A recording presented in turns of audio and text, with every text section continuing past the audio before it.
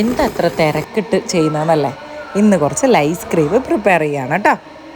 കാരണം എന്താണെന്നല്ലേ, ഈ ന്യൂസ് ഒന്ന് കേട്ടു നോക്കൂ കേട്ടോ. ഒഡീഷയിലെ പൂരി ജില്ലയിൽ തലയിൽ പെൻഷനിലേറ്റ് തുടർന്നുണ്ടായ ഗുരുതരമായ അണുബാധയെ തുടർന്ന് 12 വയസ്സുകാരി മരിച്ചു. ബാലന്ത പോലീസ് പരിധിയിലെ ചമ്പാഗഡ് സാഹി സ്വദേശിനിയും 6ാം ക്ലാസ് വിദ്യാർത്ഥിനിയുമായ ലക്ഷ്മിപ്രിയ സാഹുവാണ് മരിച്ചത്.